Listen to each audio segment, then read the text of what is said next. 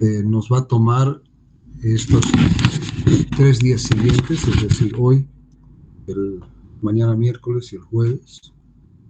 El tema, me voy a conectar a cámara y después me voy a quitar la cámara para la clase y vamos a mantener solo el micrófono, ¿no?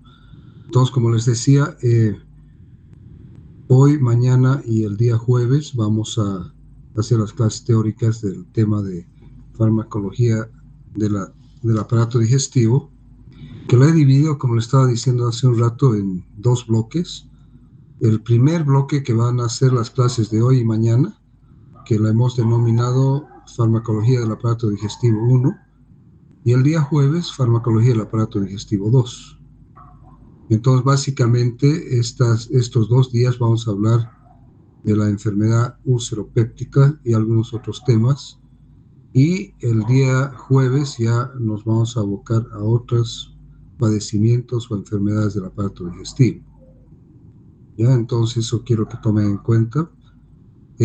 Otra cosa que les quiero decir es de que no esperen de que todos los slides que están en el tema los vaya yo necesariamente a explicar, ¿ya? Algunos slides son de tipo informativo y uno espera de que ustedes lo utilicen ya como material del tema, pero todo va a estar explicado, ¿me entiendes? Hay más slides, hay algunos slides que explican más o menos lo mismo, entonces no nos vamos a quedar a explicar los slides que son similares necesariamente a los otros slides, ¿ya? Entonces eso quiero que tomen en cuenta, pero el material va a incluir más slides que tal vez que tal vez estén en el tema, pero de los cuales en la clase teórica no los vamos a necesariamente explicar.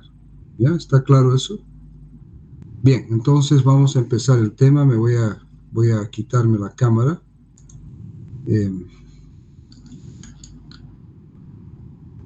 Estamos con pocos estudiantes todavía, con 29, espero que aumente el número.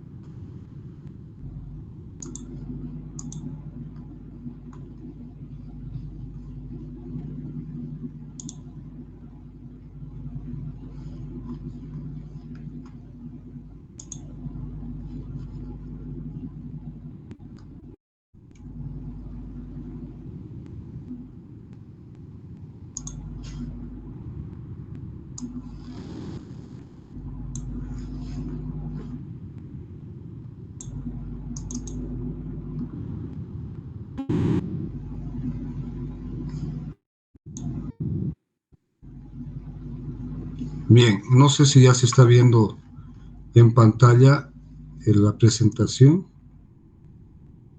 Buenas noches, doctor. Sí se ve. Ya, vamos a entrar en modo de presentación y me confirma que ya estamos iniciando el modo de presentación. ¿Sí? ¿Se ve en modo de presentación? Sí, doctor. Ahora, la segunda cosa, quiero saber si se cambian los slides. ¿Se cambian o no? Se cambia. Ya. Cambia, doctor. Entonces, como les dije, vamos a empezar con la farmacología del sistema gastrointestinal 1. Y, como siempre, están los objetivos, ¿no es cierto? Entonces, los objetivos es para que ustedes los lean y sepan qué objetivos generales van a tener. Ya saben que los objetivos siempre se tratan y se denominan en relación a, luego de la realización este es el trabajo, perdón, el trabajo práctico, sino es el trabajo teórico, eso es un error. Los alumnos estarán capacitados para, ¿no? Y eso es los objetivos generales y luego tenemos las competencias específicas o los objetivos específicos. Bien, términos que son importantes, que debemos tomar en cuenta antes de empezar la clase. es empezar a definir algunos términos que considero que son importantes para que podamos fijar los conocimientos ya de la farmacología del aparato digestivo. El primer término, enfermedad acidopéptica, que es un grupo de desórdenes con erosión o ulceración de la mucosa del aparato digestivo, que incluye la enfermedad por reflujo gastroesofágico, las úlceras gástricas y duodenales, la dispepsia, y hay otro error de ortografía, no ulcerosa, y la gastritis relacionadas con el estrés. ¿Qué es la enfermedad por reflujo gastroesofágico? Es un cuadro inflamatorio e irritante del esófago producido por el reflujo de ácido con sensación de quemazón o pirosis.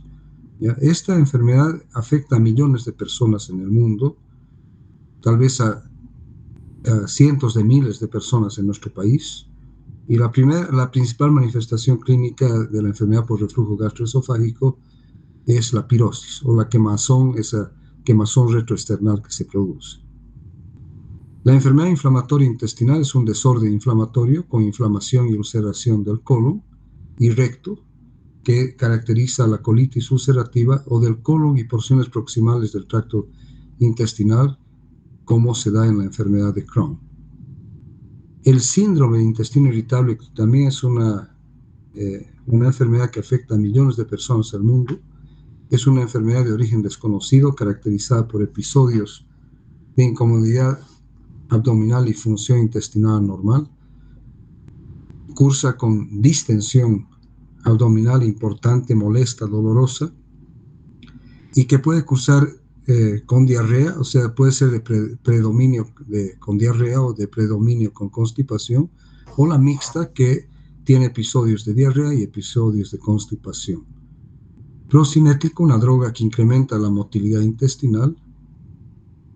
Antiemético, una droga que reduce o suprime las náuseas y vómitos.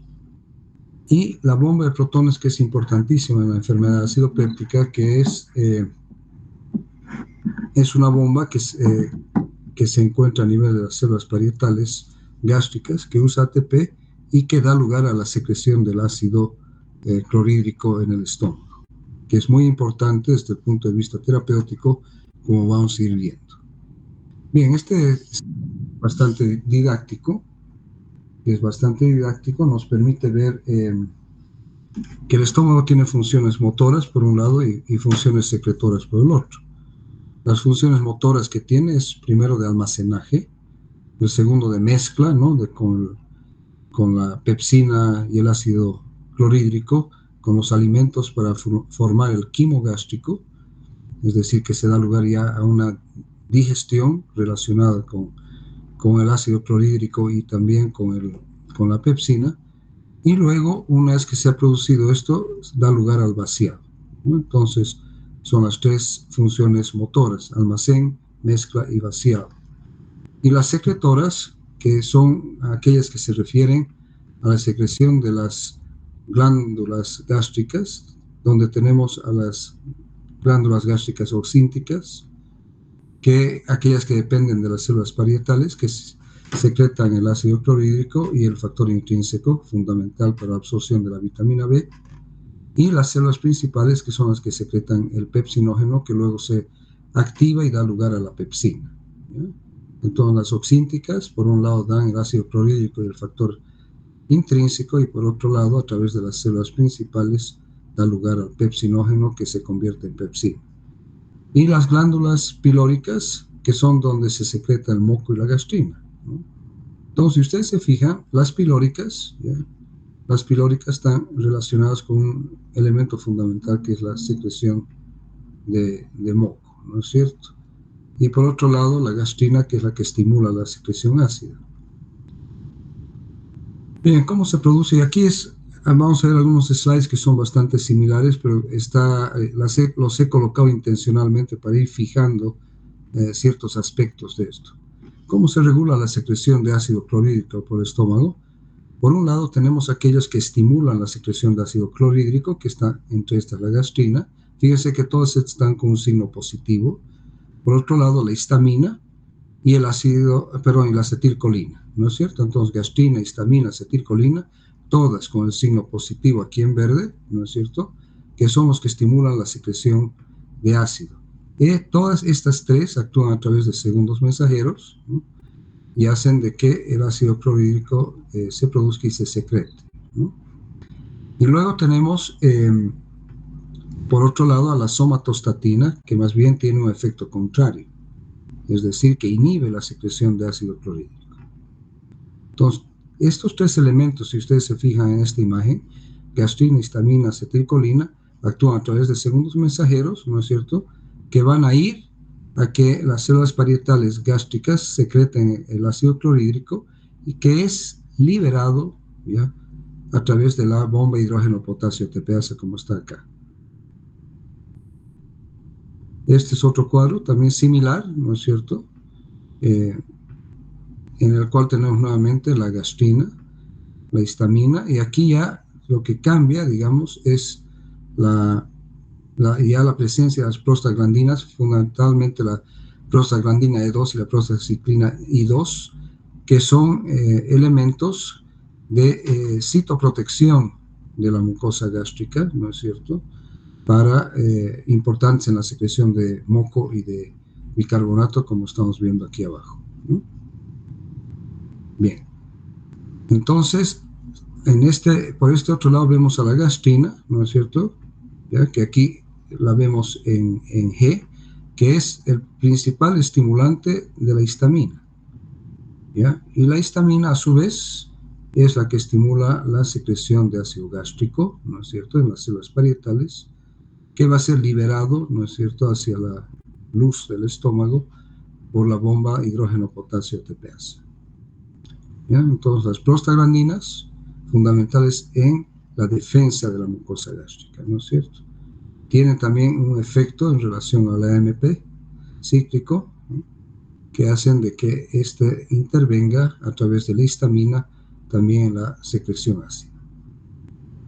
Y por otro lado, que aquí me estaba olvidando, tenemos el nervio vago, que es parte del componente de la acetilcolina, que también va a estimular a la histamina. Entonces, tanto la gastrina como la acetilcolina son estimulantes de la actividad de la histamina, que va a dar lugar entonces a la secreción de ácido.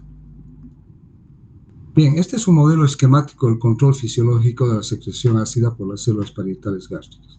Entonces, las células parietales gástricas son estimuladas por gastrina, que actúa sobre los receptores de la gastrina, que se denominan CCKB, ¿ya? También la acetilcolina, que actúa sobre los receptores M3, y la histamina, que actúa sobre los receptores de la histamina H2. El ácido es secretado a través de la membrana celular canalicular, como ya habíamos dicho, por la bomba hidrógeno-potasio ATPasa al lumen gástrico. Esta es la compuerta final de la secreción de ácido, ¿ya?, la bomba hidrógeno-potasio ATPasa. ¿Me está entendiendo, no? Gastrina estimula la histamina, ¿no es cierto?, y la acetilcolina también estimula la histamina, que es la que estimula la secreción ácida, ¿no es cierto? Entonces, la gastrina es secretada por las células de gastrina G antrales en respuesta a los péptidos de la dieta intraluminales, actúa directamente en las células parietales y también estimula la liberación de histamina de las células enterocromofilas. Entonces, la gastrina es fundamental. El nervio vago estimula las neuronas postganglionares del sistema nervioso entérico para liberar acetilcolina, que actúa también en las células parietales y también en las células enterocromofilas, ¿no es cierto? Y en el antro, la liberación del péptido liberador de gastrina, el GRP, de las neuronas postganglionares, incrementa directamente la liberación de gastrina. Entonces, ¿cómo se estimula, ¿no?, la secreción de gastrina? Por un lado, los péptidos de la dieta que se encuentran a nivel intraluminal, ¿no es cierto? Y por otro lado, en el antro, la liberación del péptido liberador de gastrina incrementa directamente la liberación de gastrina. La liberación de acetilcolina incrementa también la secreción de gastrina en forma indirecta al inhibir la liberación de somatostatina por las células antrales de tipo D. Y esto muchas veces no se toma en cuenta, que la acetilcolina también es un factor importante en la secreción ácida del estómago.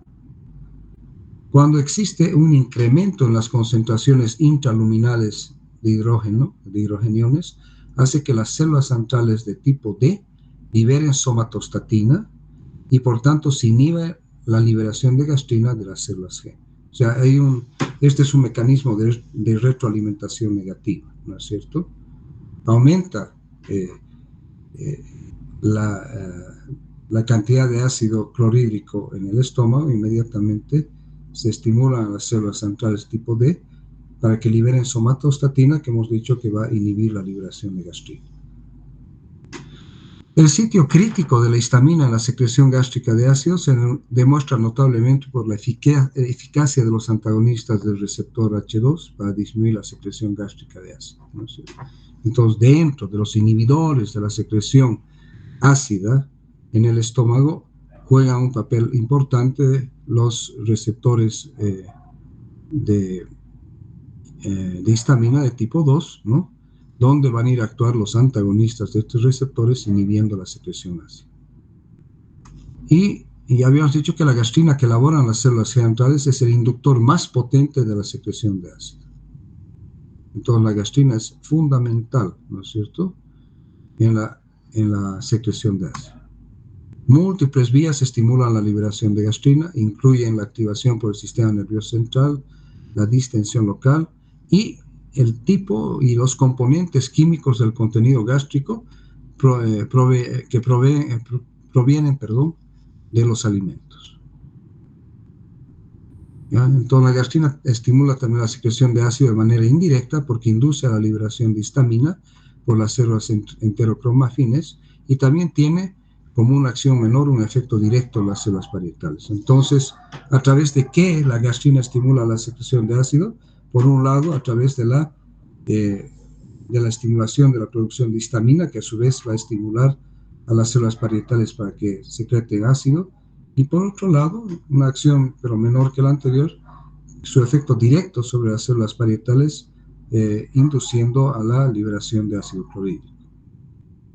Y aquí, como resumen aquí abajo, la histamina es una hormona local estimuladora, la gastrina es una hormona peptídica estimuladora, la acetilcolina es un neurotransmisor estimulador de la secreción de ácido, y por otro lado, las prostaglandinas C2 y la prostaciclina I2 son hormonas locales que inhiben la secreción de ácido, ¿ya?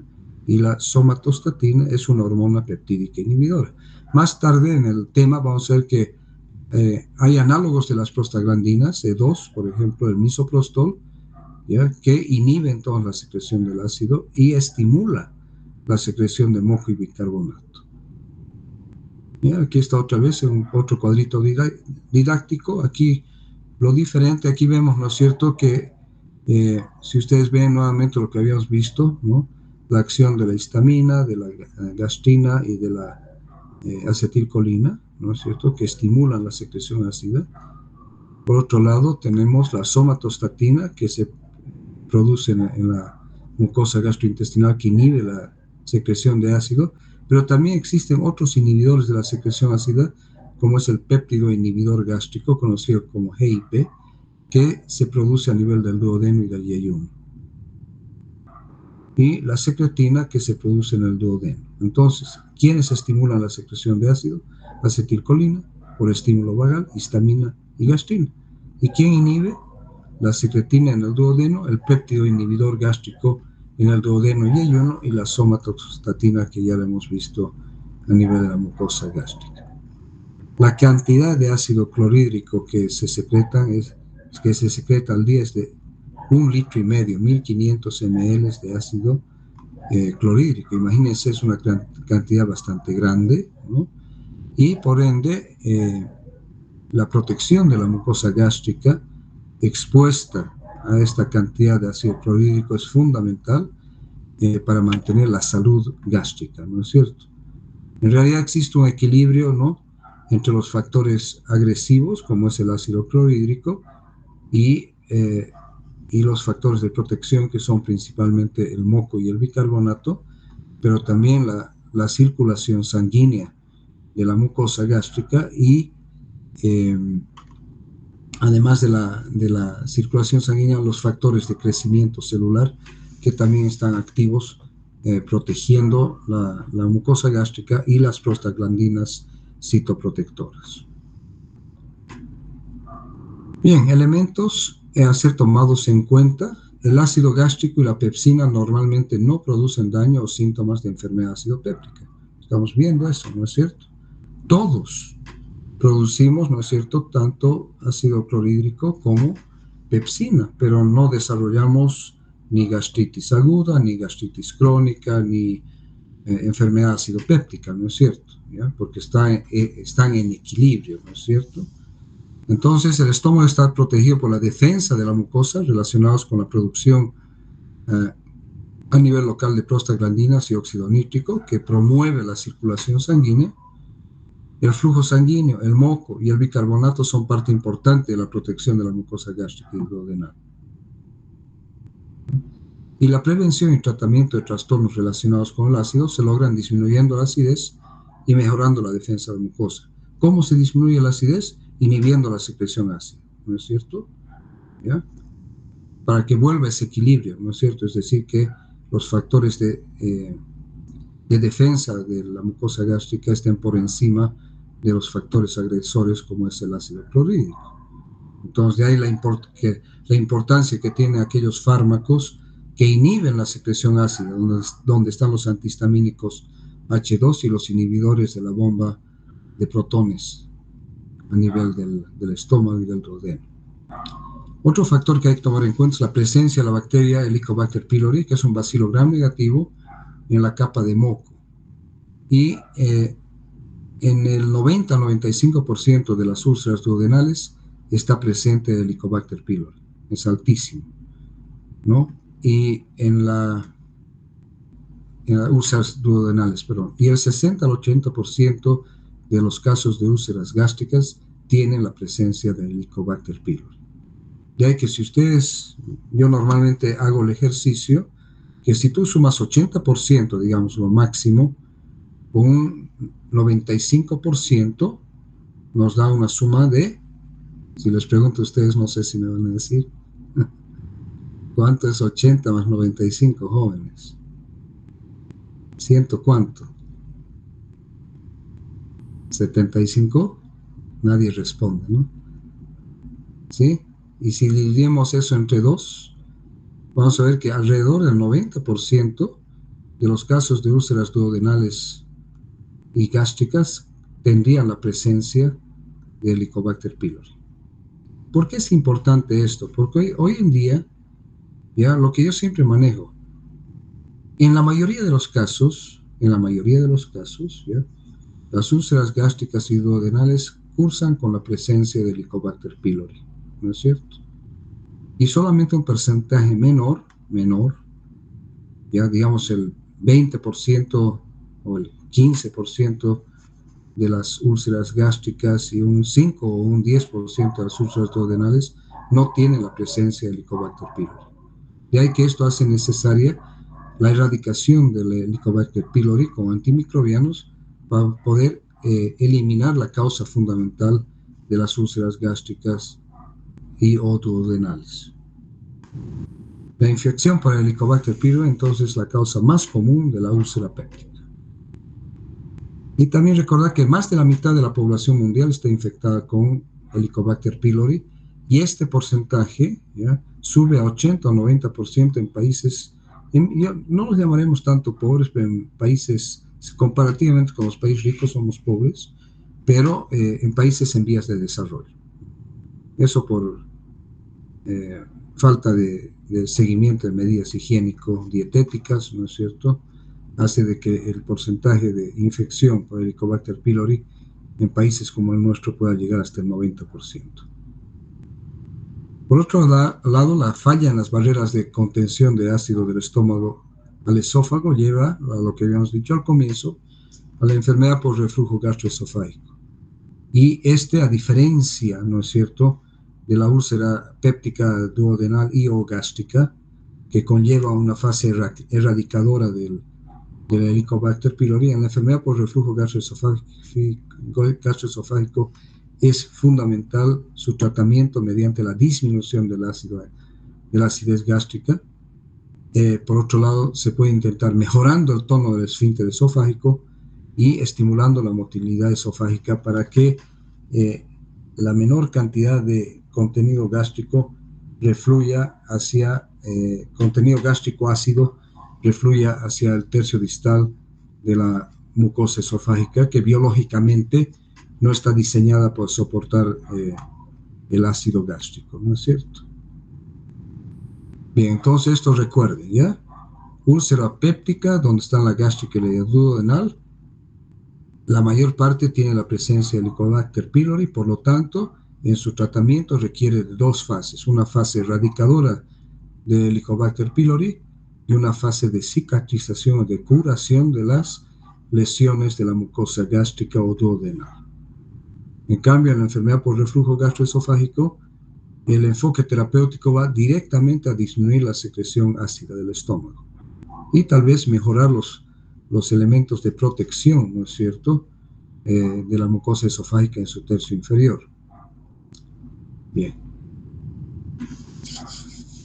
Una defensa fundamental entonces en la protección de la mucosa del estómago es la secreción de una capa de moco, ¿ya?, asociado también a la presencia de bicarbonato, que es una sustancia alcalina.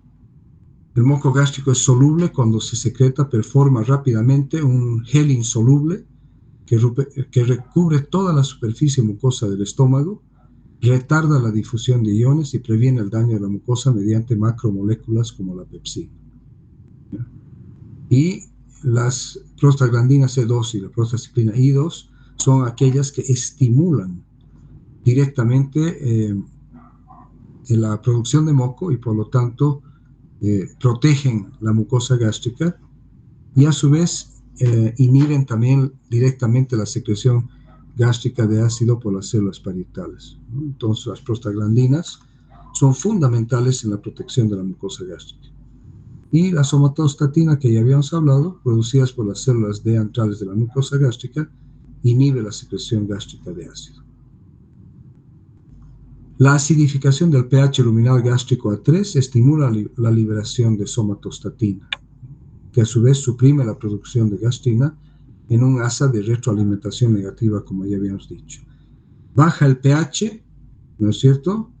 O sea, aumenta la acidez gástrica, se activa entonces la gastrina en las células centrales de la mucosa gástrica para inhibir la secreción de ácido. Por otro lado, las células que elaboran somatostatina están disminuidas en pacientes con infección por Helicobacter pylori, ¿ya? Y la consiguiente reducción del efecto inhibidor de la somatostatina puede también contribuir a la producción excesiva de gastrina, que a su vez va a ir a estimular a la histamina y a su vez esta va a llevar a la secreción de ácido. Entonces, fíjense qué importancia tiene el Helicobacter pylori, ¿no es cierto? Bien, este es un pequeño resumen, ¿no? El control del aparato digestivo se basa en mecanismos nerviosos y humorales. El ácido es secretado por células parietales gástricas a través de una bomba, ¿no es cierto?, que yo le he denominado la compuerta de salida del ácido gástrico, que se denomina la bomba de hidrógeno-potasio ATPasa o potasio-hidrógeno ATPasa. Recordad que los tres secretagogos endógenos de ácido son la histamina, la acetilcolina y la gastrina. ¿Ya? Ahora fíjense, aquí ocurre ustedes van a observar un factor importante, ¿ya? Los inhibidores de la bomba potasio o hidrógeno ATPasa, ¿no es cierto?, son fundamentales en inhibir la secreción ácida del estómago. Y por otro lado, los antagonistas de la histamina, ¿no?, H2, de los receptores H2 de la histamina, también son importantísimos, ¿no?, para inhibir la secreción de ácido también del estómago. De ahí que hoy en día, farmacológicamente hablando y terapéuticamente hablando, los principales inhibidores de la secreción ácida del estómago están la bomba de potasio o hidrógeno ATPasa, ¿no es cierto?, y están todavía vigentes los antihistamínicos H2.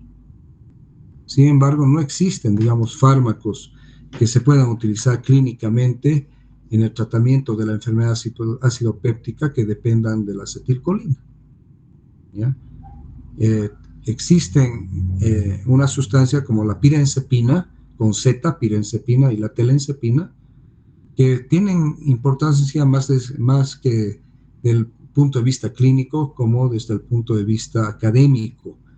Estos se oponen entonces o inhiben o antagonizan los receptores de la acetilcolina a nivel de la mucosa gástrica y inhiben entonces la secreción ácida dependiente de la acetilcolina. La aparición de úlceras se debe a la infección de la mucosa gástrica por Helicobacter pylori y también de la mucosa duodenal, hemos dicho, y que el desequilibrio entre los mecanismos lesivos, que es el ácido y la pepsina, y los agentes protectores de la mucosa, moco, bicarbonato, prostaglandinas, óxido nítrico, que aumenta la circulación sanguínea, y los factores de crecimiento, los factores celulares de crecimiento, son los que dan lugar a la protección de la mucosa gástrica. Este mecanismo es, por un lado, mecanismo de agresión y por otro lado, mecanismo de protección. Normalmente deben estar en equilibrio. Cuando se produce equilibrio entre ambos, da lugar entonces al desarrollo de la enfermedad ulceropéptica. Bien, entonces, ¿cuáles son agentes irritativos locales? Secreción de ácido gástrico, infección por Helicobacter pylori, ácidos biliares, secreción de enzimas proteolíticas como la pepsina, ya su nombre está indicando proteolítica, esta es la que produce la lesión, y producencia de productos químicos exógenos, como ser el consumo de ciertos fármacos como los AINES, que sabemos que al no ser selectivos inhiben tanto a la ciclooxigenasa 1 como a la ciclooxigenasa 2 y por lo tanto son importantes en producir daño a la mucosa gástrica, ¿ya? Y los mecanismos protectores, ya hemos dicho, moco, bicarbonato, la circulación sanguínea, las prostaglandinas y los factores de crecimiento celular. Otra cosa que hay que tomar en cuenta es que concentraciones elevadas de ácido pueden por sí mismas producir una lesión aguda de la mucosa del tubo digestivo alto, ¿ya? Y niveles de ácido más fisiológicos no causan lesión directa, pero tienen un papel permisivo en el desarrollo de las ulceraciones, erosiones inducidas por otras causas. Y con independencia de cualquiera que sea el factor que provoque la lesión, la supresión de la secreción ácida es la principal opción terapéutica en este proceso. ¿De acuerdo? Entonces, antiguamente se decía, no hay ácido, no hay úlcera, ¿no es cierto? Pero ya con el descubrimiento del Helicobacter pylori, en esos porcentajes tan elevados que hemos visto, ¿no? Es de que fundamental para el tratamiento de estas enfermedades son la erradicación de Helicobacter pylori. Bien, una vez establecida la lesión a nivel de la mucosa, la terapéutica con antisecretores consigue acelerar el tiempo de cicatrización del fenómeno ulceroso, ¿sí? Entonces, aquí deducimos de que para que se produzca la cicatrización de las lesiones, ya sea de las erosiones o de las úlceras, el pH tiene que estar moderadamente elevado, ¿sí?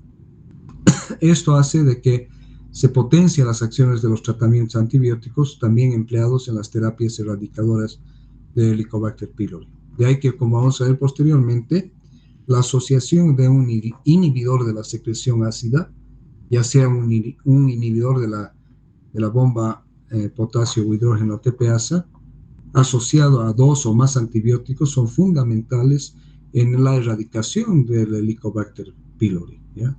Porque al disminuir la secreción ácida y aumentar el pH, tú le estás cambiando el nicho ecológico al Helicobacter pylori, ¿ya? Le estás cambiando el nicho. Y con eso tú estás asociando antibióticos que van a contribuir entonces a erradicarlo, ya sean 2 o 3 antibióticos. Ya hemos hablado que las defensas gástricas contra el ácido, ¿no? Son fundamentalmente a nivel del esófago, el esfínter esofágico inferior, que impide el reflujo de los contenidos gástricos ácidos al esófago y por lo tanto impide el desarrollo de la enfermedad por reflujo gastroesofágico. Y el estómago, ya hemos dicho, ¿no?, que se protege por varios mecanismos que incluyen el moco, el bicarbonato, los factores de crecimiento y por otro lado el flujo sanguíneo, ¿no es cierto? Bien, aquí es otro cuadro didáctico, ¿no es cierto?, donde tenemos el sistema subepitelial de la defensa, ¿ya?, donde aquí explica la acción de la COX-1, que es constitutiva y que está presente en el estómago, en las plaquetas y los riñones y las células endoteliales, y que es fundamental la COX-1 a través de las prostaglandinas para mantener la integridad de la mucosa gastrointestinal, para mantener la integridad de la función renal y de la agregación plaquetaria. En cambio, la COX-2 hemos dicho que está relacionada, ya lo hemos visto esto antes, con la inflamación y presente en los macrófagos, en los leucocitos, en los fibroblastos y en las células sinoviales. Entonces, ¿qué es lo que nosotros buscamos? ¿No es cierto? De que las prostaglandinas constitutivas de la mucosa gástrica sean aquellas que promuevan la integridad de la mucosa gástrica y duodenal. Eso ya lo hemos visto entonces, ¿no? Factores de defensa, bicarbonato, moco, flujo sanguíneo, prostaglandina y factores de crecimiento. Y agresores, en primer lugar hemos puesto el Helicobacter pylori, el ácido clorhídrico, la pepsina, factores exógenos como los AINES, los ácidos biliares, la isquemia y hipoxia, de ahí que importantísimo también la integridad de la mucosa gástrica es el óxido nítrico, y otras sustancias como el tabaco, el alcohol, ciertos alimentos, los tipos de alimentos. Entonces, cuando los factores agresores se incrementan o los factores de defensa disminuyen, esto da lugar a daño de la mucosa, llevando a la formación de erosiones y de ulceraciones. ¿Cuáles son las manifestaciones clínicas de la enfermedad acidopéptica? Lo que se denomina y se engloba como dispepsia. Este término es algo que ustedes no tienen que olvidarse. ¿Ya? ¿Y por qué se caracteriza la dispepsia? Por dolor. ¿Ya? Y recordar que el ácido clorhídrico causa dolor, pero no produce daño tisular. En cambio, la pepsina, que es activa, o sea, se secreta como pepsinógeno, ¿no es cierto? Este pepsinógeno en el medio ácido se activa y da lugar a la pepsina. Y es la pepsina que digiere las capas mucosa, muscular y vascular del estómago y el intestino. ¿Ya? Esta es la que lleva entonces a la presencia de erosiones y de ulceraciones. Y el ácido lleva a la producción del dolor. Otros elementos importantes en la dispepsia es el malestar, o sea, me ha caído mal, me siento mal, he comido algo y me siento mal, y la distensión abdominal. Puede cruzarse también con náusea y o vómitos, la saciedad temprana, es decir, comes un poquito y ya estás lleno, la excesiva producción de gases que da lugar a la flatulencia y la dificultad para tolerar alimentos grasos o comidas completas. Todas estas entonces se conocen con el nombre de dispepsia. ¿No? Bien, causas de dispepsia. ¿Qué lleva a la dispepsia? La úlcera gástrica, la úlcera duodenal, el cáncer gástrico, que esto hay que tener mucho cuidado, porque a veces las manifestaciones del cáncer gástrico son muy similares a las de la úlcera gástrica benigna, de la úlcera duodenal, de las lesiones no ulcerosas y no cancerosas como la dispepsia funcional, la pirosis, la indigestión, ¿no es cierto? Y tú comienzas a utilizar inhibidores de la secreción ácida, que mejoran el cuadro clínico, ¿no es cierto?, pero que pueden estar enmascarando un cáncer gástrico. Entonces, más del 20% de las dispepsias son debidas a úlcera, menos a 1% de cáncer, ¿ya? Pero es 1%, ¿ya? Entonces, siempre hay que estar atentos de que las manifestaciones de dispepsia pueden estar relacionadas en 1% al cáncer. Y la mayoría a gastritis, a duodenitis, a esofagitis por reflujo y a causas no obvias, ¿de acuerdo? La mayoría. Ya fíjense, 20% debido a úlcera, ¿no es cierto? Pero la mayoría son gastritis, ¿no?, que pueden ser agudas, pueden ser crónicas, inclusive pueden ser gastritis hemorrágicas, ¿no es cierto? O duodenitis, la enfermedad por reflujo gastroesofágico y causas que no son obvias. Bien, etiopatogenia, entonces. ¿Ya? Hemos considerado el Helicobacter pylori, estamos repitiendo los AINES, el daño mucoso relacionado al estrés, ¿ya? Y esto les he especificado yo a mis alumnos esta semana, la semana anterior, porque hemos hecho la clase práctica, la hemos adelantado en mis grupos, el daño mucoso relacionado al estrés más de tipo físico que de tipo psicológico, ¿ya? Pacientes con enfermedades o niños que están hospitalizados pueden desarrollar úlceras relacionadas al estrés. La hipersecreción de ácido, por ejemplo, en el síndrome de Zollinger-Ellison, algunas infecciones virales, la insuficiencia vascular que lleva a una disminución en la circulación sanguínea gástrica y duodenal, el uso de radiación en pacientes para tratar neoplasias, la quimioterapia, características genéticas propias del individuo, hábitos y costumbres son extremadamente importantes, ¿no es cierto? Hay un dicho que dice, dime qué comes y te diré quién eres, ¿no es cierto? Y como en todo, hay una causa idiopática, es decir, no se puede demostrar una causa primaria que esté llevando o secundaria que esté, primaria o secundaria que esté llevando a la enfermedad ácido péptica, ¿no? Es decir, no se conoce la causa o no se puede demostrar la causa. ¿Cuáles son los objetivos terapéuticos? Y aquí ya vamos a empezar a entrar a la parte terapéutica. El tratamiento de la úlcera, el rápido alivio de los síntomas, acelerar la curación de la úlcera, prevenir la recurrencia de la úlcera, reducir las complicaciones relacionadas con la úlcera, por ejemplo, una perforación intestinal o gástrica de la úlcera o una hemorragia que puede llevar inclusive al paciente a la muerte, ¿no es cierto? Reducir la morbilidad, es decir, reducir la manifestación o la enfermedad propiamente dicha, y, importantísimo, reducir la mortalidad. Yo aquí todo esto, ¿no es cierto? Todo esto, rápido alivio, acelerar, prevenir, reducir la morbilidad, mortalidad, todo eso yo lo englobaría como tratamiento de la úlcera, ¿ya? El objetivo fundamental, ¿ya? Fundamental es el tratamiento de la úlcera que va a llevar a todo lo que está a continuación. Y eso es algo que yo les insisto a mis estudiantes, ¿no es cierto? Si tienen un paciente con enfermedad úlceropéptica o acidopéptica, ¿cuál es el objetivo terapéutico? El tratamiento de la úlcera, ¿no es cierto? Para producir todo esto que se encuentra a continuación.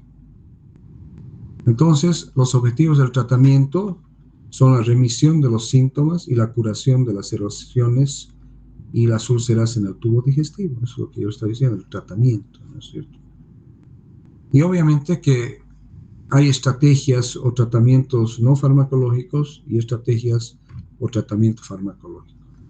Y dentro de algunas, como tratamiento no farmacológico, está dejar de fumar, evitar alimentos que causen molestias y empeoren los síntomas, restricción del licor, no consumir AINES a no ser que sea absolutamente necesario, y si fuese necesario utilizar estos con análogos de las prostaglandinas, como el misoprostol, o también en algunos casos con inhibidores de la secreción ácida, o utilizar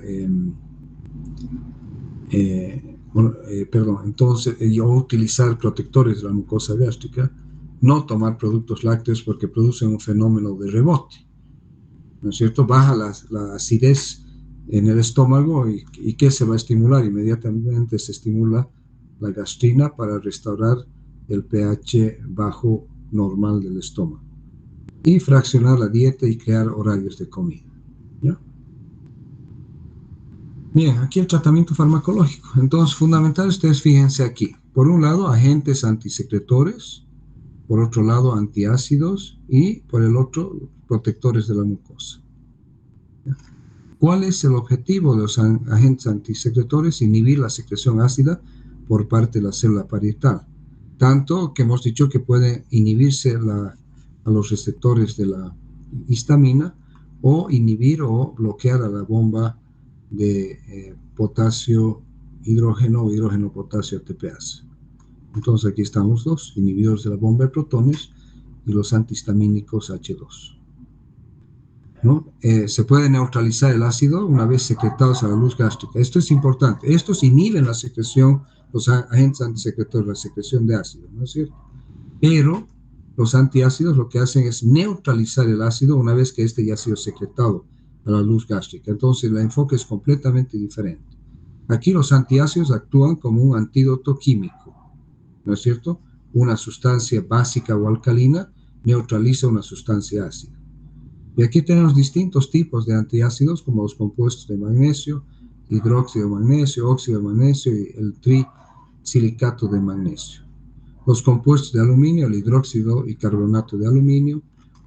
Es muy común y es mejor utilizar una combinación de compuestos de magnesio con aluminio porque uno neutraliza al otro. Me explico, el magnesio puede inducir a la diarrea y el aluminio a la constipación. Entonces, si nosotros mezclamos los dos, el uno antagoniza al otro y se consigue un efecto antiácido sin diarrea y sin constipación. El bicarbonato sódico, que también es un antiácido, pero sistémico. De ahí que el uso de bicarbonato tiene que estar muy bien controlado porque es fácil darse cuenta que puede alterar el equilibrio hidroelectrolítico en el organismo, ¿no es cierto? Y otro, el uso de carbonato sódico, ¿no? Hay distintos antiácidos. Y si el tratamiento farmacológico busca proteger la mucosa gástrica, vamos a tener los protectores de la mucosa, donde hay sustancias como el sucralfato que forma una película adherente a la mucosa que se activa en un medio ácido y que, como el moco más o menos, protege la mucosa. Los análogos de las prostaglandinas como el misoprostol, que ya lo hemos mencionado, y las sales de bismuto coloidal que también forman una especie de película protectora de la mucosa, ¿ya? Tal vez uno de los más eficaces así administrado en forma líquida es el sucralfato. Y las sales de bismuto que vienen generalmente en comprimidos masticables o en forma líquida para proteger a la mucosa. Bien, ahora vamos a hablar de los antagonistas H2, ¿no es cierto? Y hemos visto que estos actúan inhibiendo, ¿no es cierto?, a los receptores histamínicos 2, que están aquí en el cuadro. Aquí están los antagonistas H2, que si bien no impiden la liberación de histamina, pero impiden que esta histamina se una a los receptores H2, que a su vez van a estimular la secreción ácida, ¿no es cierto? Bien, entonces los receptores H2 se encuentran en la membrana vasolateral de las células parietales.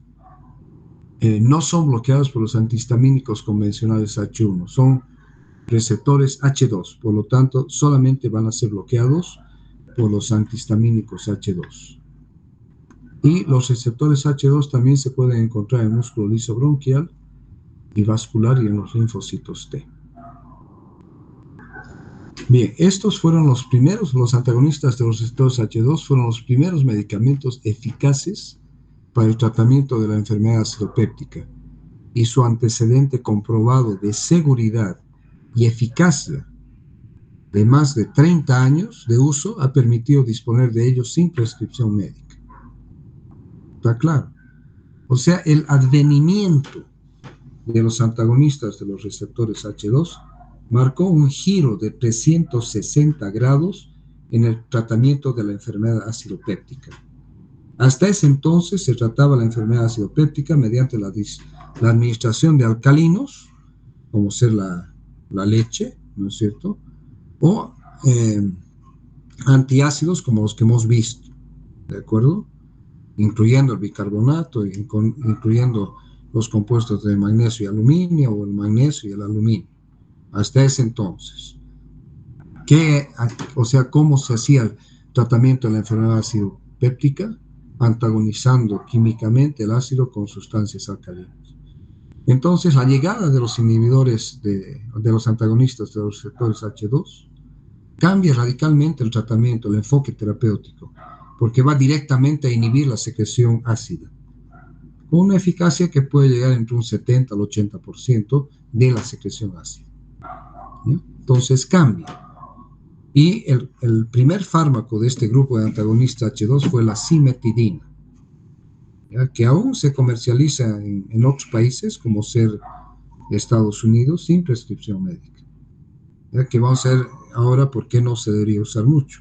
Pero lo irónico, y esto quiero que tomen en cuenta ustedes, chicos y chicas, lo irónico de todo esto es que en este momento no tenemos antihistamínicos H2 en Bolivia. No tenemos. El último antihistamínico H2 que se usaba en Bolivia era la ranitidina, que hace un mes y medio, dos tal vez, ha sido prohibida su venta debido a que se han realizado estudios que relacionan a la ranitidina como con el cáncer, es decir, que la ranitidina sería cancerígena. Pero aquí hay que aclarar un punto, que no es la ranitidina propiamente dicha la que sea cancerígena, sino sustancias que están asociadas a los fármacos que contienen ranitidina, que se activan por el calor, que serían los directos responsables del cáncer relacionado con esto. De que me imagino que en un tiempo más, tal vez con modificaciones en la composición, ¿no?, de los fármacos que contienen ranitidina, se vuelva a utilizar. Pero allá en nuestro país ahorita no tenemos acceso a ningún antihistamínico H2. Eso es irónico. Bien, los inhibidores de la bomba de protones están reemplazando cada vez más a los antagonistas de los receptores H2 en la práctica clínica. En nuestro país ya los han reemplazado completamente. En Bolivia solamente encontramos inhibidores de la bomba de protones como el único grupo farmacológico inhibidor de la secreción ácida, a la que tienen acceso los pacientes y los médicos. ¿Ya? Bien, entonces los antagonistas de los receptores H2 inhiben la producción de ácido al antagonizar competitivamente, ¿no?, a la histamina, impidiendo su unión a los receptores H2 en las células parietal. Estos son fármacos indudablemente menos potentes como inhibidores de como inhibidores de la secreción ácida comparativamente con los inhibidores de la bomba de protones, ¿ya? Comparativamente con los inhibidores de la bomba de protones, ¿ya? Pero inhiben, digamos, entre el 70 al 80% de la secreción ácida. Y otra cosa importante en relación a los antihistamínicos H2 es que inhiben de manera predominante la secreción basal de ácido, lo que explica su eficacia para suprimir la secreción nocturna de ácido y favorecer la cicatrización de las úlceras. Bien. En cuanto a la cicatrización de las lesiones, de las erosiones de las úlceras con los antihistamínicos H2, cicatriza entre el 77 y el 92% de las úlceras duodenales a las 4 semanas, y asociando esto al tratamiento coadyuvante para erradicar el Helicobacter pylori, aumenta la tasa. Si bien los supresores de ácido más potentes, como los inhibidores de la bomba de protones como el omeprazol, son más importantes en cuanto a la inhibición de la secreción ácida, ¿no es cierto? Los antagonistas H2, como yo les había dicho al comienzo, tienen un historial de seguridad sin precedentes de más de 30 años. Por eso sigo insistiendo que me parece tan irónico de que no contemos ya con estos fármacos que son eficaces para inhibir la secreción ácida y con pocos efectos adversos y una seguridad importante desde el punto de vista farmacológico y clínico. ¿Ya? ¿Hay alguna pregunta en relación a esto? Bien.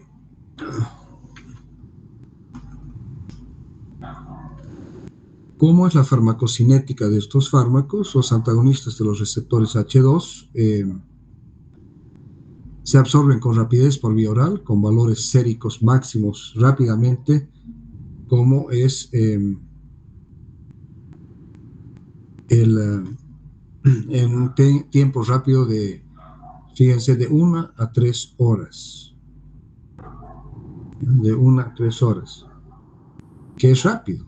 Su efecto, una vez que uno ha tomado, en 1 a 3 horas ya están actuando. ¿no es cierto? ¿Ya? Y se conservan entre 4 a 5 horas para la cimetidina, 6 a 8 para la ranitidina y 10 a 12 horas para el caso de la famotidina, ¿no? Entonces, la famotidina es, dentro de los antagonistas H2, uno de los más eficaces y más potentes, y permite la administración 1 o 2 veces al día, es decir, uno cada 24 horas, una dosis, o una dosis cada 12 horas. Sus metabolitos se excretan por los riñones mediante filtración y secreción tubular renal, y es importante reducir las dosis de los antagonistas de los receptores H2 en pacientes con disminución de la depuración de creatinina. ¿Cuáles son las reacciones adversas más comunes? Se toleran muy bien, tienen una incidencia baja menor al 3% de efectos adversos, que puede incluir diarrea, cefalea, somnolencia, fatiga, dolor muscular y estreñimiento. Entonces puede haber o diarrea o constipación o estreñimiento, ¿no? Puede haber cefalea, somnolencia y fatiga y dolor muscular, que son pocos. Y los menos comunes que se presentan generalmente en pacientes de edad avanzada son aquellos que afectan al sistema nervioso central, como ser confusión, delirio, alucinaciones, habla farfullante y cefaleas, ¿ya? Pero normalmente lo que se puede producir es esto, que son de baja intensidad y que después de un tiempo generalmente desaparece. ¿Ya? De ahí que el perfil de seguridad de ellos es bueno. Pueden tener un efecto adverso que no he mencionado acá, que puede ser hipergastrinemia, es decir, que inducirían al aumento de la secreción de gastrina para compensar una disminución de la acidez gástrica, es decir, un aumento del pH gástrico, ¿no? Pero en menor grado que los inhibidores de la bomba de protones. Entonces aquí está este cuadrito comparativo, ¿ya? Los inhibidores de la bomba de protones, el prototipo y el primero fue la cimetidina. Luego vino la ranitidina, luego la famotidina, después la nisatidina y por último la última que se desarrolló fue la roxatidina. En nuestro medio teníamos ranitidina y teníamos nisatidina y teníamos famotidina. Pero después estos salieron de circulación, cimetidina, famotidina, nisatidina. La roxatidina en realidad no la tuvimos en nuestro medio, ¿ya? Y quedó solamente la ranitidina, que ahora también ya no existe, ¿no? Entonces vemos que su absorción es rápida, en general de 1 a 3 horas, ¿no? ¿Sí? ¿Se están viendo? ¿Ya? Alcanza una biodisponibilidad variable, siendo que la nisatidina tiene la más alta. Su distribución, su volumen de distribución no es muy alto, pero lo que queremos que se distribuya al estómago, ¿no es cierto? Y su metabolismo y aclaramiento que sufren casi todos ellos, ranitidina, cimetidina y famotidina, un importante metabolismo hepático, y la roxatidina y la nisatidina, ¿no? Y se excretan, por vía renal ya una vez metabolizados, siendo que la nisatidina se excreta más por vía renal y la roxatidina también, son los que menos se metabolizan, fíjense, y los otros son variables. Y la vida media hemos dicho por ejemplo, hemos dicho de la famotidina, que puede administrarse 1 o 2 veces al día, lo mismo con la nisatidina. ¿Ya? Y la ranitidina, la frecuencia de dosificación es 1 o 2 veces al día. Y en este otro cuadrito que se los voy a dejar solamente para que ustedes lo lean, ¿no? Los cuadros para mí son importantes, digamos, en lo que es importante, ¿no es cierto? ¿Ya? Cómo se absorben, su biodisponibilidad. La nisatidina es la que mayor biodisponibilidad tiene y la roxatidina en segundo lugar, ¿no? Bien. Indicaciones. ¿Para qué están indicados estos fármacos? Cicatrización de úlceras gástricas y duodenales, para el tratamiento del reflujo gastroesofágico, de las pirosis y las agruras o las acideces, tratamiento de recurrencias de úlceras causadas por el uso de AINES o por presencia de Helicobacter pylori, ¿ya? el síndrome de Solling-Ellison, que es un tumor secretante gástrico y de ácido, y cuando existe riesgo de aspiración ácida pulmonar, ¿no?, en un paciente que va a ser sometido a una cirugía, entonces preoperatoriamente se puede administrar un antagonista H2 para que inhiba la secreción ácida y que el paciente tenga menor riesgo de aspiración ácida pulmonar que podría ocurrir. Contraindicaciones, úlcera gástrica maligna. Hemos dicho por qué. El gran problema de cualquier inhibidor de la secreción ácida es de que pueden enmascarar los síntomas de un cáncer gástrico, ¿no es cierto? Hipersensibilidad, que puede ocurrir. Insuficiencia renal y hepática, porque hemos dicho, todos ellos o sufren metabolismo hepático y son excretados en menor grado por vía renal, pero ya como inactivos, o en el caso de la roxitidina, ¿no es cierto?, se elimina más por vía renal, ¿no es cierto? Contraindicado también en el embarazo y en la lactancia. Reacciones adversas hemos visto: cefalea, somnolencia, diarrea, náuseas, estreñimiento, mialgias, artralgias y fatiga. Bien, aquí hay que tomar en cuenta que yo ya le estaba hablando de la cimetidina, fue el primero, ¿ya? Pero el gran problema de la cimetidina que actúa metabólicamente, está muy relacionada metabólicamente con la citocromo P450, ¿ya? Y por lo tanto puede interactuar con las benzodiazepinas, con la imipramina, lidocaína, propanolol, teofilina, nifedipina, triamcireno, el fenobarbital, la fenitoína. Entonces puede interactuar con varios fármacos, ¿no? Pero el gran problema de la cimetidina es que puede producir ginecomastia, galactorrea y disfunción sexual, ¿ya? Por lo tanto, eso ha hecho de que la cimetidina realmente ya no se la utilice de rutina, ¿no es cierto? Sin embargo, como yo les digo, ustedes van a una farmacia, un drugstore en Estados Unidos, y ahí tienen en las repisas cimetidina en comprimidos para comprar. Otro problema con los antihistamínicos H2 es de que desarrollan tolerancia. Es decir, si uno los administra continuamente durante 8 a 12 semanas, a partir de la semana 8 puede desarrollarse tolerancia, es decir, que la dosis inicial ya no va a producir el mismo efecto inhibidor de la secreción ácida, ¿sí? Entonces, si nosotros decimos cuál sería el tiempo límite de utilización de los antihistamínicos H2, serían de 8 a 12 semanas. ¿No? Estas son algunos de los antagonistas H2. Ya les he dicho, no tenemos ninguno aquí. La ranitidina era 300 miligramos al día o 150 miligramos 2 veces al día.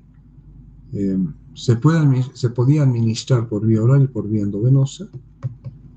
La famotidina, tradicionalmente 40 miligramos al día, que puede fraccionarse 20 miligramos 2 veces al día. La cimetidina, fíjense, el menos potente, 800 miligramos al día o 400 cada 12 horas.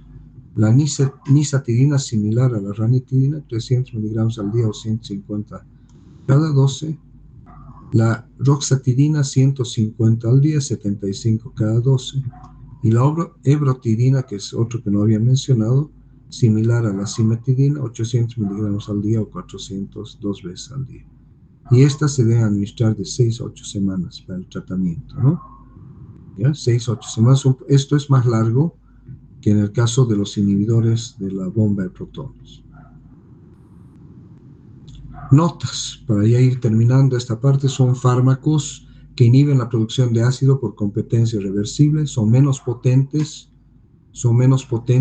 que los inhibidores de la bomba de protones, suprimen entre el 70 al 80% de la secreción ácida gástrica por 24 horas, que tampoco es bajo, es alto.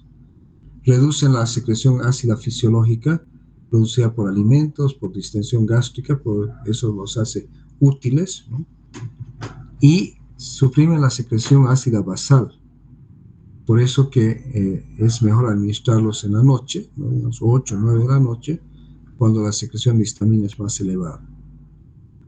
Y su efecto antisecretor en general, con excepción de la cimetidina, persiste durante 10 a 12 horas, el efecto, ¿ya? y en el caso de la ranitidina de 10 a 16 horas en el caso de la famotidina. Esto permite la administración de la famotidina 1 o 2 veces al día. En la ranitidina podía ser 1 vez al día, pero debería ser cada 12 horas.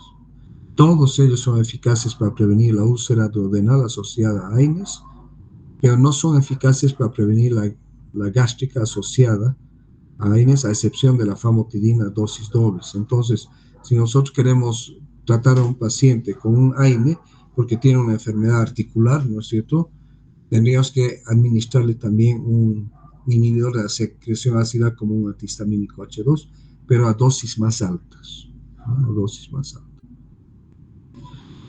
Tolerancia y rebote.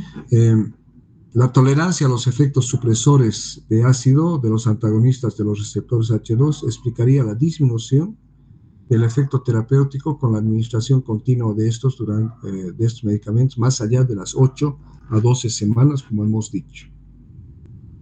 Pero la tolerancia puede desarrollarse en el transcurso de 3 días de iniciar el tratamiento y ser resistente al incremento de las dosis. Pero esto ocurre en el menor porcentaje de los casos, ¿ya? Puede aparecer una tolerancia rápidamente. La disminución de la sensibilidad suele resultar del efecto de la hipergastrinemia, que era lo que yo les decía, secundaria a la estimulación de la liberación de histamina de las células enterocromafinas, ¿ya? Entonces, es un efecto adverso la hipergastrinemia, pero en menor grado que la hipergastrinemia relacionada con los inhibidores de la bomba de protones. Y cuando se suspende cualquiera de estas clases de medicamentos, puede ocurrir incrementos de rebote de la acidez gástrica que tal vez indican cambios en la función y justifican una disminución gradual del fármaco, o el uso de antiácidos, por ejemplo, ¿no? O protectores de la mucosa, o análogos de las prostaglandinas como el misoprostol, para ir suspendiendo y retirando el fármaco.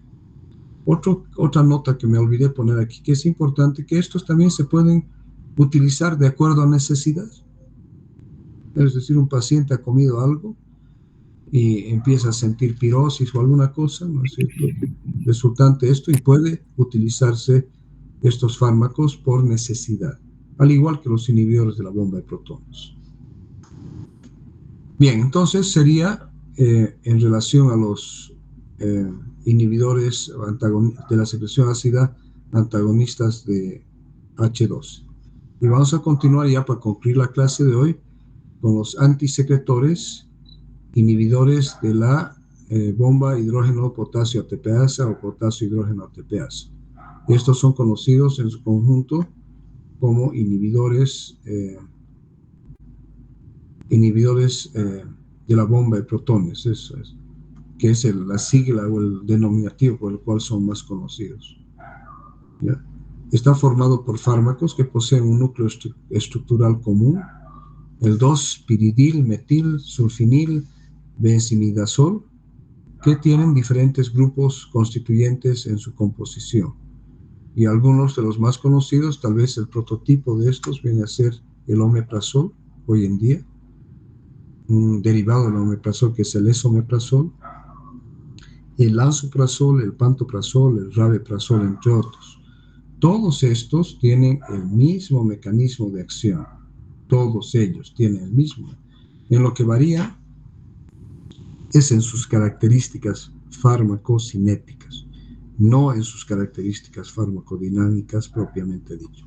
Todos son inhibidores de la bomba de protones, todos ellos. Bien, entonces aquí tenemos otra vez, ¿no?, el omeprazol, el lansoprazol, el esomeprazol, el rabeprazol y el pantoprazol.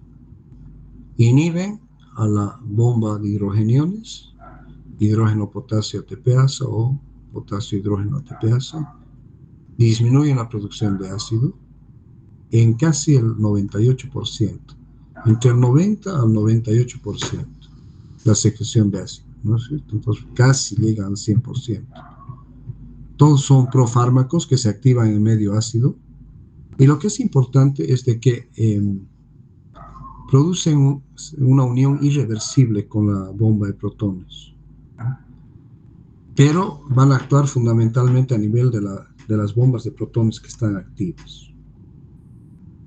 ¿De acuerdo? ¿Ya? Entonces, se administra una vez al día, se puede administrar 2 veces al día, y fíjense que su efecto va a durar de 24 a 48 horas. ¿No? ¿Y cómo va a terminar? Al unirse irreversiblemente a las bombas de protones activas, quiere decir de que no se van a activar más estas bombas y la terminación, la terminación del efecto de ellos, inhibiendo la secreción ácida, hace necesario de que se sinteticen nuevas bombas de protones.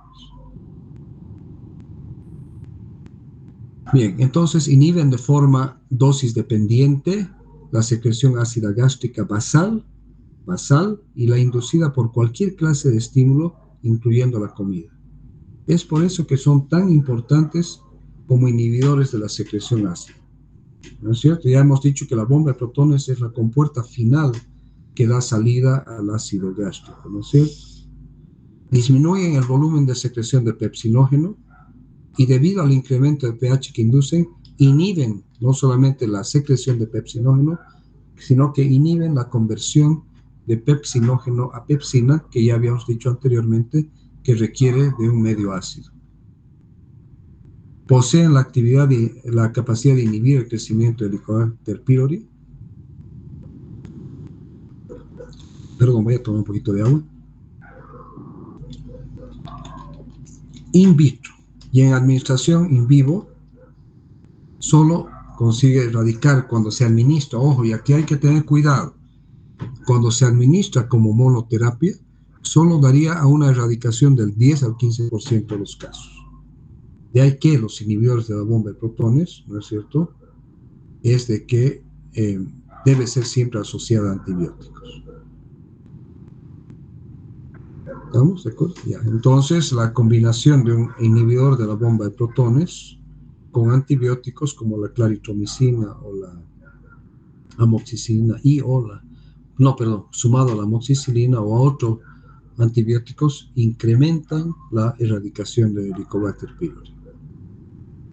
Aquí está cómo actúan, ¿no es cierto? Tenemos aquí la bomba de protones, ¿no? ¿Ya? Toda la secreción ácida relacionada a lo que ya hemos dicho con la histamina, la acetilcolina y la gastrina, ¿no es cierto? ¿Ya? Se traduce en la secreción de ácido gástrico que es secretado hacia la mucosa a través de la bomba de protones. Entonces, estos actúan aquí. Bien. Indicaciones son de primera línea y tal vez los más indicados para el tratamiento de la enfermedad por reflujo gastroesofágico y lo que conlleva la enfermedad por reflujo gastroesofágico, como ser las pirosis y las agruras o las acidesis. El dolor epigástrico decurrente de indigestión ácida, la cicatrización de úlceras gástricas y duodenales, el tratamiento de recurrencias de úlceras causadas por el uso de AINES y el tratamiento de úlceras gástricas y duodenales que cursan con presencia de Helicobacter pylori, además del síndrome de Zollinger-Ellison.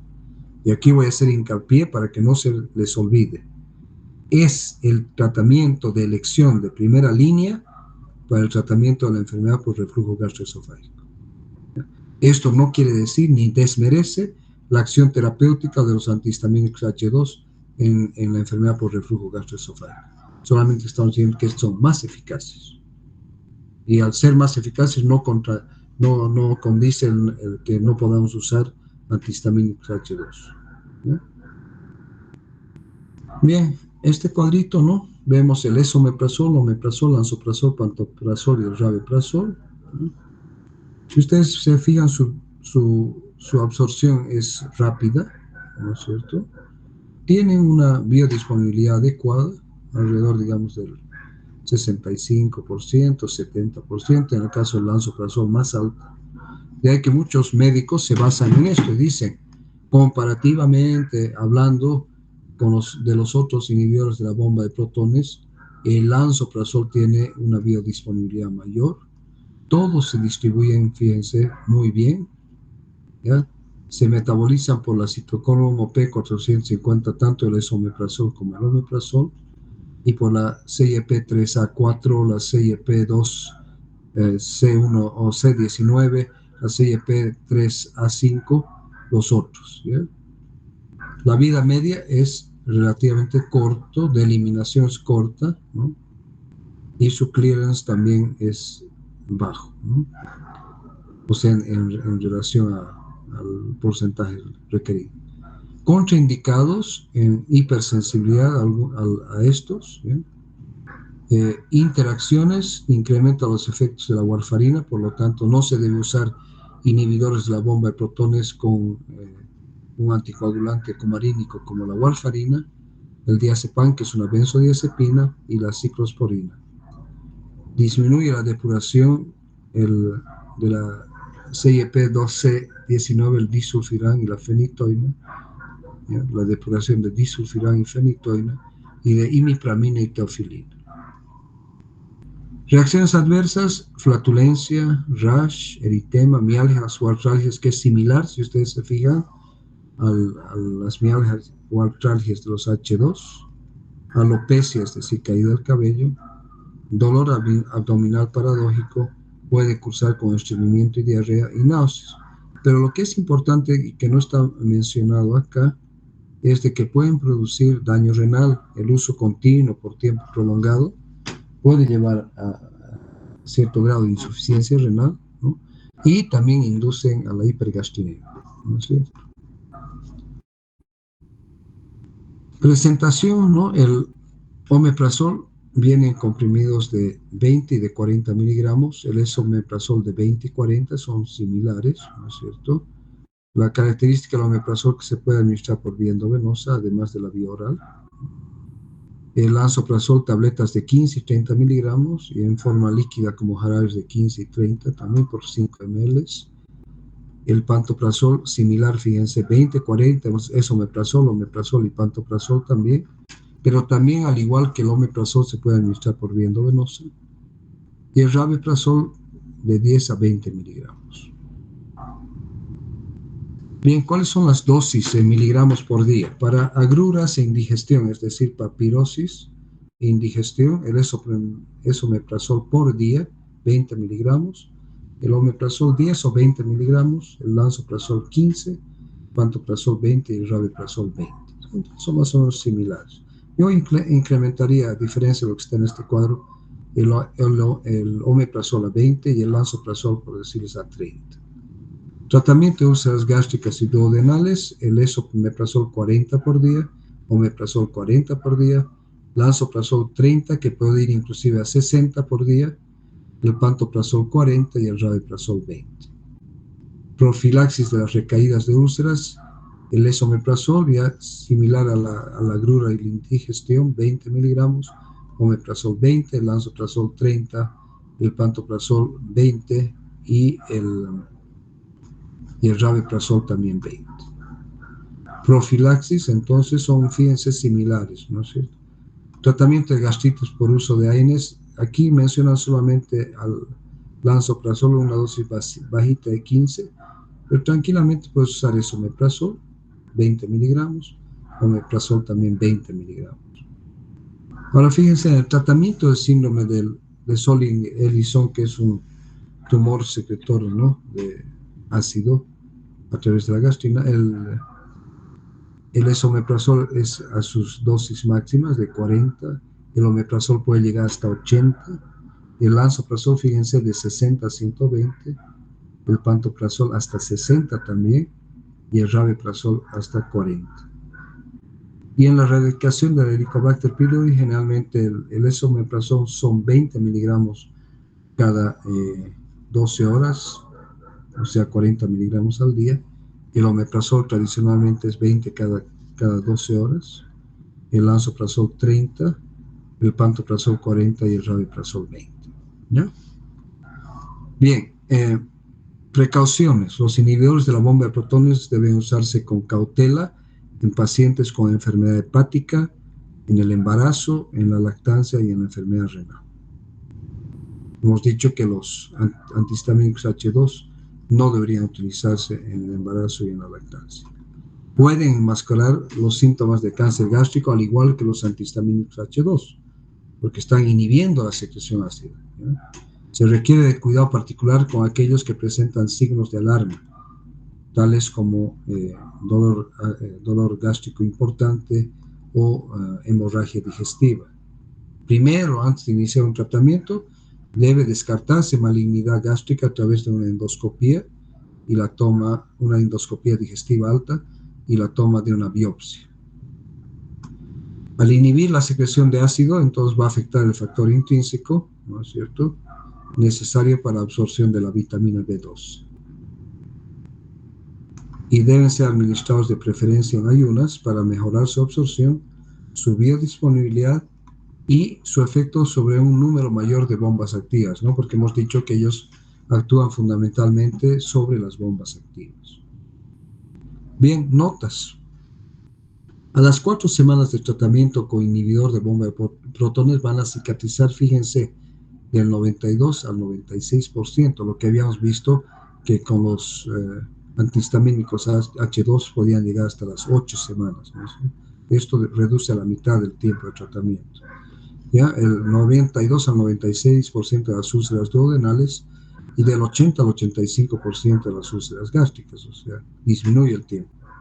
Cuando se amplía el tratamiento hasta las 8 semanas, se consigue la cicatrización de más del 95% de las lesiones ulcerosas, independiente de su localización, ¿no es cierto?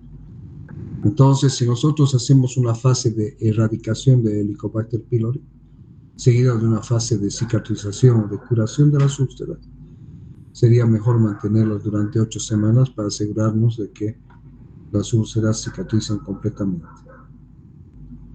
Y lo que ya les había dicho, que requieren de bombas de protones activas, por lo tanto debe administrarse 30 minutos antes del desayuno del alimento. Son más rápidos y eficaces que los antihistamínicos H2, que ya os he dicho, en lo que se refiere al control sintomático y cicatrización del úlcera, porque esto hemos dicho que alrededor de 4 semanas, en cambio las otras tienen que ir de 8 a 12 semanas. Y en pacientes que han presentado úlcera asociada al consumo de AINES y que precisan continuar su consumo, los inhibidores de la bomba de protones van a ser más eficaces que los antihistamínicos H2 para conseguir la cicatrización. En estos casos, ¿no?, del uso de AINES, el tratamiento debe extenderse hasta las 12 semanas. La hipergastrinemia es más frecuente y más grave, la hipergastrinemia con inhibidores de la bomba de protones que con antagonistas del receptor H2. ¿Ya? Y en 5 a 10% de enfermos a los que se administra omeprazol por tiempo prolongado se observan valores de gastrina por encima de 500 nanogramos por litro. Es alto esto. Esta hipergastrinemia puede predisponer a la hipersecreción de ácido gástrico de rebote cuando se suspende el medicamento. Sin embargo, se han usado y se usan ampliamente en todo el mundo, ¿ya?, con índices de eficacia altísimos, especialmente en la enfermedad por reflujo gastroesofágico, pero también en el tratamiento de la enfermedad úlceropéptica o acidopéptica, con y sin la presencia de Helicobacter pylori, siendo que cuando existe Helicobacter pylori asociado se debe utilizar en conjunto con antibióticos. Bien, y para terminar esta noche, que tenemos unos 6 minutitos, vamos a ver los protectores de la mucosa gástrica. ¿Ya?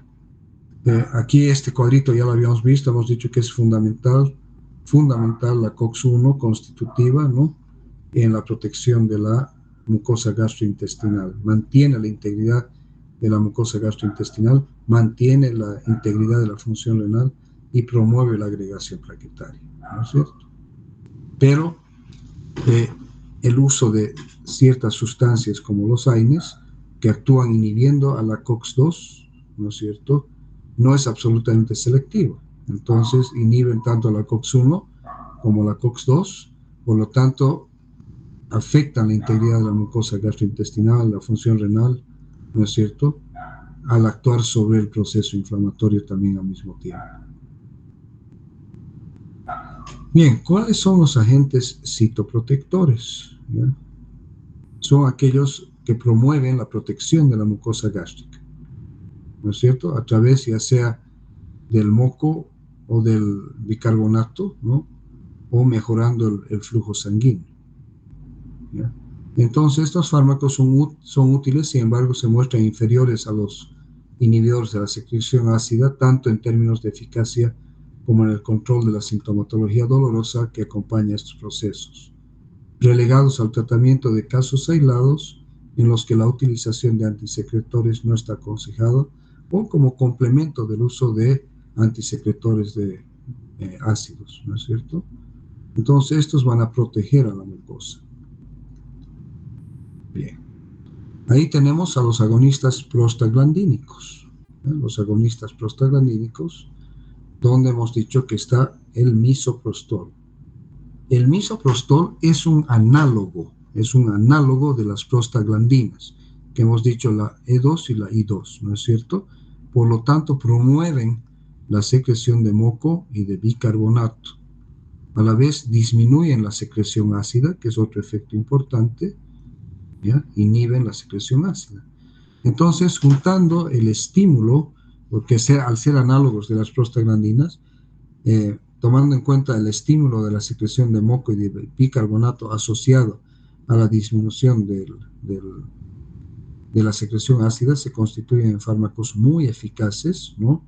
No tanto para el tratamiento de la enfermedad acidopéptica, sino como coadyuvantes, protectores de la mucosa gástrica cuando es necesario utilizar algunos fármacos como los AINES. ¿Ya está claro? Cuando tú tienes un paciente, por decir, con una enfermedad reumática que requiere tomar AINES, entonces ahí la administración de análogos de las prostaglandinas como el misoprostol se torna muy eficaces. Entonces, hablando de las prostaglandinas E2 y la I2 son las principales prostaglandinas que sintetiza la mucosa gástrica. Se unen a los receptores EP3 en las células parietales y estimulan la vía gastrointestinal, disminuyendo en consecuencia el AMP cíclico intracelular y la secreción gástrica de ácido. Por eso les decía, un efecto es estimular la secreción de moco y bicarbonato y el otro es inhibir o disminuir la secreción gástrica de ácido. También la prostaglandina E2 puede prevenir la lesión gástrica por efectos citoprotectores que incluyen la estimulación de mucina, bicarbonato, hemos dicho moco, y también aumento del flujo sanguíneo de la mucosa, que hemos dicho que es también fundamental, ¿no es cierto?, a través del óxido nítrico para la integridad de la mucosa gástrica.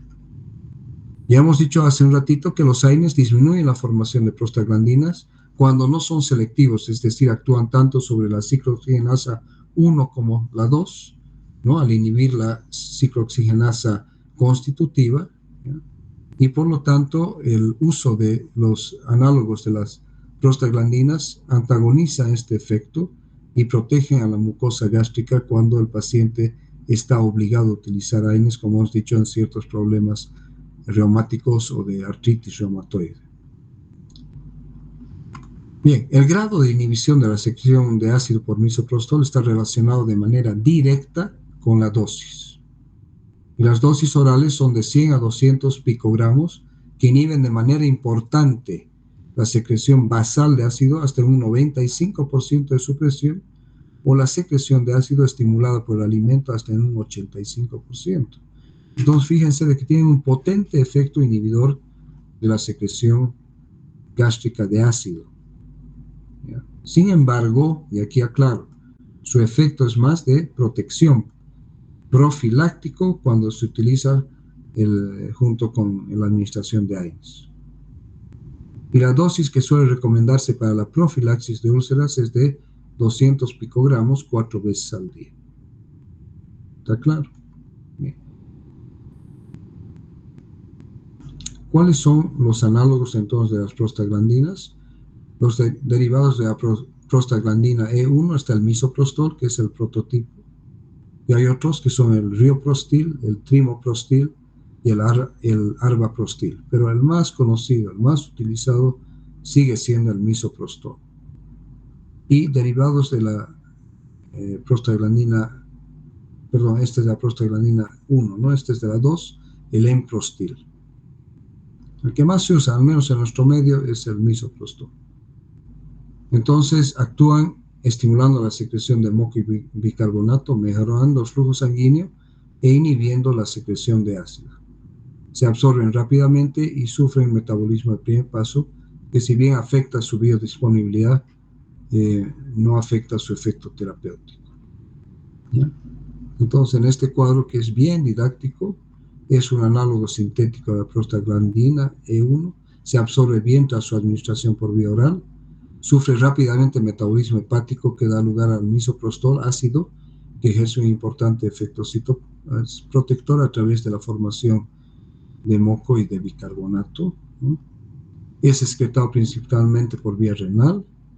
La presencia de comida en el estómago, así como su administración conjunta con antiácidos, reduce significativamente su absorción.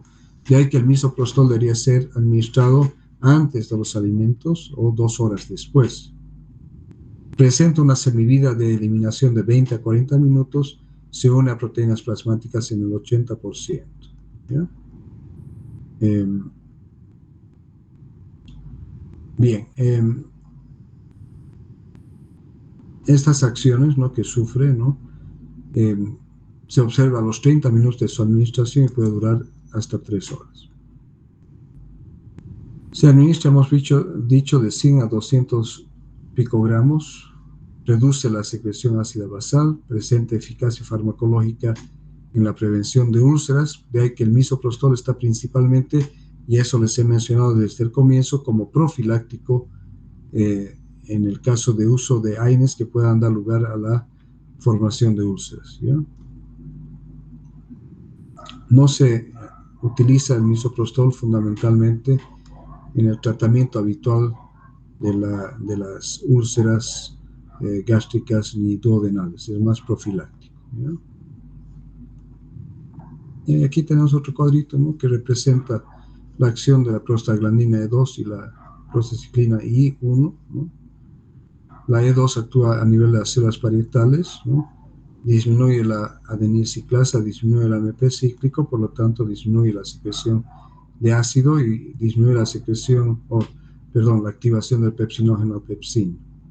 Y a través de la I1 actúa a nivel de las células mucosas, aumenta la secreción de moco, lo que tiene su efecto protector. Bien, entonces aquí recordando su principal aplicación terapéutica es la profilaxis de la gastropatía por AINES. ¿De acuerdo? Estas prostaglandinas son sintetizadas en forma continua y aumentan su producción en respuesta cuando hay una lesión del epitelio. También actúa, ya hemos dicho, mejorando el flujo sanguíneo a través de la vasodilatación inducida por el óxido nítrico y la producción de moco y bicarbonato. ¿Bien? Son importantes en la protección de la mucosa, determinan notables efectos protectores frente a acciones lesivas de un elevado número de agentes ulcerógenos, donde hemos puesto como prototipo el uso de AINES. Y por último, estabilizan los lisosomas celulares y estimulan los fenómenos de diferenciación y proliferación celular tras su agresión. Entonces, farmacocinéticamente, absorción rápida, ya su unión a proteínas hemos dicho que es elevada, vida media de 20 a 30 minutos y se excretan por riñón en el 73% de los casos. Indicaciones: coadministración con AINES para profilaxis de la formación de úlceras por AINES, y tratamiento en menor grado. Les he dicho, no es esto importante, no está tanto dentro de la terapéutica, ¿no?, a pesar de su eficacia para inhibir la secreción ácida, ¿no es cierto?, tanto a nivel gástrico como duodenal. Contraindicaciones: embarazo, y aquí este es un punto muy importante, porque el uso de estos análogos de las prostaglandinas producen contracciones uterinas, y estas contracciones uterinas aumentadas pueden llevar al aborto.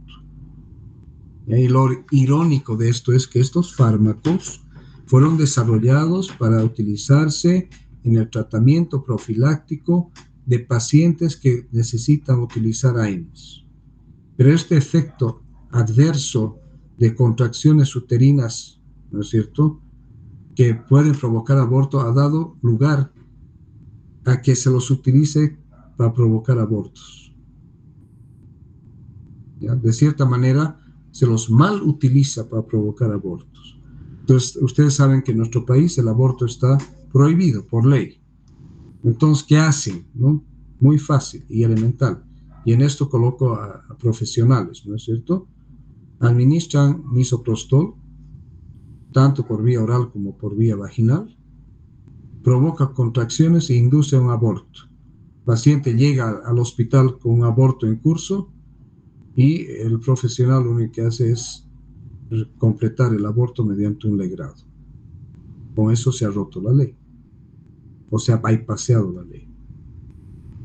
Entonces estaría contraindicado en el embarazo y contraindicado en la hipersensibilidad. Reacciones adversas, diarrea, náuseas, cefalea, flatulencia, mareo, dispepsia, contracción uterina y estreñimiento. Interacciones irrelevantes, como viene el más famoso de todos los productos farmacéuticos comerciales que tienen misoprostol es el Cytotec. Viene un frasco con 28 tabletas de 200 microgramos de misoprostol. La dosis para profilaxis es de 400 microgramos por día y si se utiliza para tratamiento de úlceras de 800 microgramos por día. Bien, con esto terminaríamos entonces el temario para hoy. Y si hay alguna pregunta, me hacen ahorita y si no, mañana continuaríamos con el tema. No sé si tienen alguna pregunta. Dime, Betsa. Doctor, Dime. buenas noches. Buenas. Quisiera saber si hay un porcentaje aproximado de la inhibición que puede haber entre la secreción ácida estimulada por alimentos y la secreción basal en los inhibidores de la bomba de protones. Bueno, te respondo. La secreción basal es fundamentalmente nocturna, ¿no es cierto? Entonces, si tú administras un inhibidor de la bomba de protones, lo vas a hacer antes del primer alimento, ¿ya? Que es el desayuno, una media hora, una hora antes, para que le permita absorberse. Y su efecto va a durar 24 horas, o por lo menos 12 horas. Entonces, la administración de alimentos, ¿ya? No va a variar, no va a hacer variar mucho su efecto antisecretor, porque ya ha sido absorbido, ¿no es cierto? Va a ir a inhibir las bombas de protones activas. Y su efecto en la secreción ácida basal nocturna se mantiene lo mismo. Especialmente si tú administras una segunda dosis a las 12 horas de haber administrado la primera. Entonces no hay variaciones porque ya se ha absorbido, ¿no es cierto? Tu primera dosis vas a utilizarla, por ejemplo, a las 7 de la mañana y vas a tomar desayuno, por decirte, a las 8 de la mañana. Ya se absorbió, hemos visto que su absorción es rápida, de 1 a 2 horas, ¿no es cierto? Y su efecto antisecretor se va a manifestar rápidamente.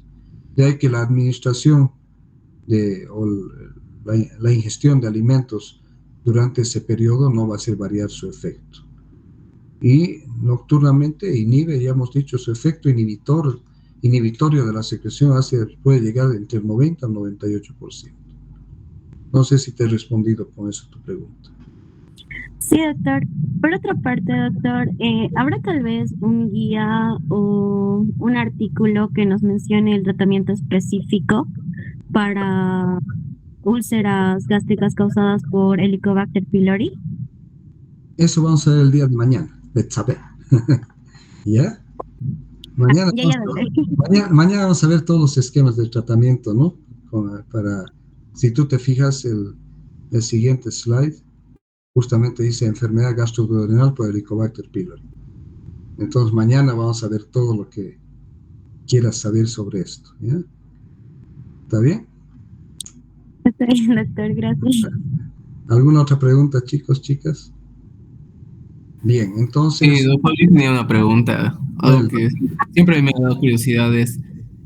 No es así muy específico, es medio general, doctor. Es en un paciente que por tal motivo se ha hecho los estudios y ha confirmado que tiene Helicobacter pylori, doctor, en la mucosa